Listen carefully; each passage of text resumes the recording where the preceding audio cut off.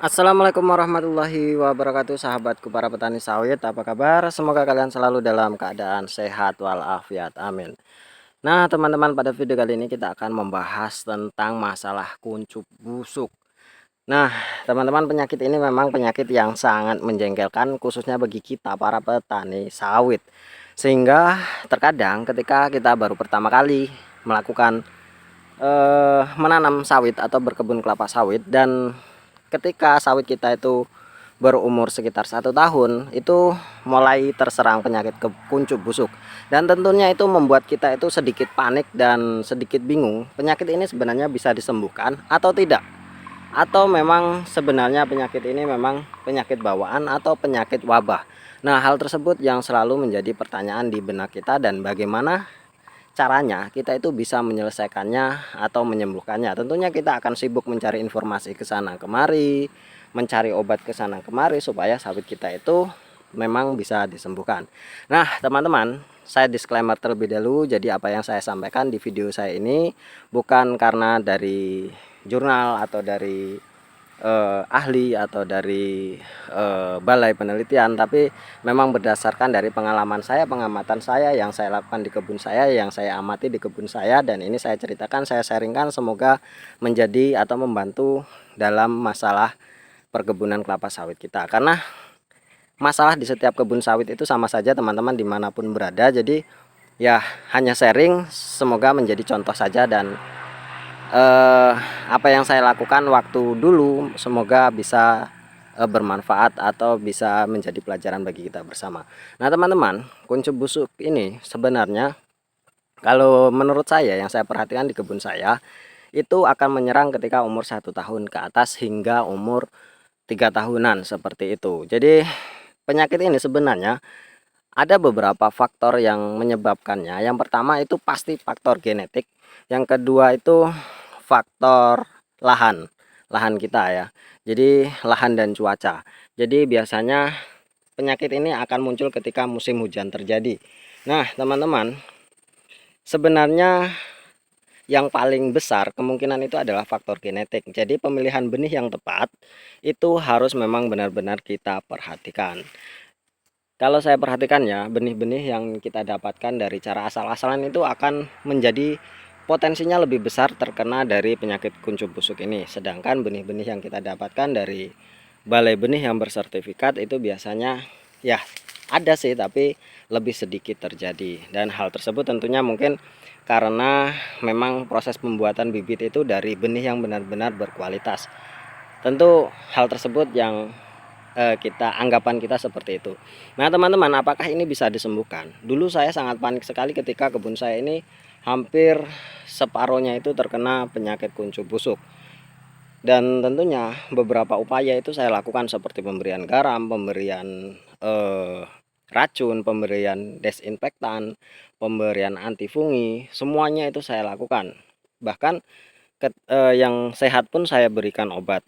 Dan pada waktu itu penyesalannya saya lakukan, yang saya rasakan adalah ketika saya menyiramkan air garam atau menyiramkan garam di dalam pucuknya, dan tentunya yang sehat pun menjadi layu karena gosong oleh air garam itu. Dan yang saya dapatkan, kebun saya bukannya sembuh, malah yang sehat menjadi layu dan ikut-ikut gosong. Seperti itu kalau kita menyiramkan garam di pucuknya, karena garam itu lumayan keras untuk daun kelapa sawit. Kalau kalian ingin melakukan penebaran garam, tentunya lakukanlah di pelepah yang sudah tua, jangan dilakukan di kuncupnya. Atau tidak, mungkin yang sudah melakukan dengan dikocorkan, mungkin itu akan lebih menetralisir. Namun apa yang terjadi, sawit saya tetap tidak sembuh. Nah kemudian saya beri puradan, kemudian saya semprotkan antifungisida, terus pestisida atau anti hama, itu tetap tidak sembuh. Dan ini sawit saya ini teman-teman, ini sudah berumur 4 tahun lebih, dan kalian bisa lihat keadaannya masih tetap seperti ini. Dan tentunya ini yang jadi perhatian kita teman-teman, sawit yang terkena kuncup busuk seperti ini pasti nanti hasilnya akan jelek dan akan timbul banyak bunga. Ini teman-teman yang terjadi, ada beberapa batang yang kondisinya masih seperti ini teman-teman. buahnya itu pasti kalau tidak busuk pasti banyak timbul bunga jantan. Karena apa teman-teman, ketika kita merusak pelepah maka proses pembuahan itu akan sedikit terganggu, sehingga nutrisi yang dihasilkan juga kurang maksimal dan akhirnya banyaklah tumbuh bunga dan tentunya pematangan buah itu juga kurang sempurna. Yang saya perhatikan seperti itu. Jadi setiap batang yang terkena kuncup busuk ini pasti buahnya tidak sempurna. Nah, terus bagaimana teman-teman saya menanganinya? Ada beberapa batang, kebanyakan batang itu akan, bukan beberapa ya, kebanyakan batang itu akan sembuh dalam usia 2 tahun ke atas. Itu akan mulai berangsur-angsur pulih. Dan itu tentunya akan sedikit menghambat juga pertumbuhannya. Sedangkan kalian lihat sawit yang tidak terkena kuncup busuk, pertumbuhannya akan jauh lebih cepat, lebih besar. Nah, seperti ini. Kalian bisa lihat pertumbuhannya sangat super sekali. Berbeda dengan yang terkena kuncup busuk, pertumbuhannya agak sedikit lebih lambat. Ini kalian bisa lihat, ini batangnya pun 2 kali lipatnya. Jadi ada beberapa batang yang memang benar-benar bisa sembuh, hanya terkena dalam beberapa bulan saja, dan itu bisa kita biarkan dan hasilnya buahnya juga bisa bagus. Namun teman-teman, ada juga sawit yang tidak bisa sembuh hingga umur yang cukup tua. Nah, yang seperti ini saran saya teman-teman, ini hanya saran. Ketika sawit kalian itu sudah terkena penyakit kuncup busuk, ini dikatakan stadium 4. Nah, stadium 4 itu seperti apa teman-teman?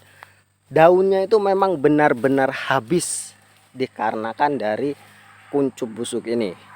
Saran saya, ketika kalian menemui batang yang seperti itu, ini hanya saran saya, segera diganti dengan benih yang bagus atau diganti dengan benih yang baru, karena itu pasti akan melelahkan bagi kita dan tentunya itu akan sulit untuk disembuhkan. Ini contohnya teman-teman, ketika waktu itu sawit saya ini memang benar-benar habis, sangat-sangat benar-benar habis. Jadi pada waktu itu saya melihat tutorial, katanya suruh dipangkas habis, di pruning habis. Memang betul, ketika tumbuh itu daunnya bagus. Namun setelah itu, setelah beberapa bulan kemudian, itu akan timbul lagi atau mengulang lagi kuncup busuknya, itu akan terulang. Nah, akhirnya saya tumbangkan dan saya ganti yang baru, dan ketika sawit saya yang lain sudah seperti ini, dia sudah bisa menyusulnya kembali. Nah, itulah yang ingin saya sampaikan teman-teman. Kalau memang sudah stadium 3 dan 4, itu lebih baik kalian ganti dengan benih yang baru. Namun ketika hanya stadium 1, stadium 2 itu seperti apa? Kayak kanker ya teman-teman. Jadi kuncup itu satu, akan ada pelepah yang tidak terkena, lalu ada yang melengkung, ada yang tidak terkena, ada yang sehat. Nah, itu masih dikatakan stadium 1 dan stadium 2. Jadi yang seperti itu teman-teman masih bisa pulih kembali meskipun tanpa pengobatan. Dengan berjalannya umur sawit yang semakin tua, maka dia akan pulih. Seperti ini teman-teman, dia akan pulih nanti setelah umur 5 tahun, 6 tahun dia akan pulih. Namun kalau saya tidak puas dengan hasilnya juga nanti akan saya tumbangkan. Dan kalau kalian sayang ingin menggantinya, ya boleh diganti atau boleh tidak. Namun yang terkena dengan stadium 4 yang memang sudah benar-benar parah, itu ada beberapa batang yang kemarin saya pelihara di sana teman-teman, di kebun saya yang sana. Itu yang parah itu sampai umur 3 tahun tidak sembuh, dan akhirnya memang benar-benar tidak berbuah dengan bagus. Buahnya tidak bisa dipanen karena busuk dan banyak timbul bunga jantan.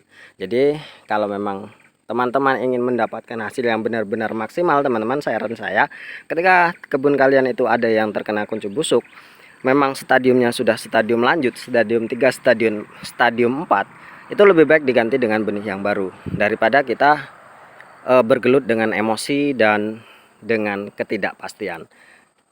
Oke teman-teman, mungkin hanya ini sharing yang bisa saya sampaikan.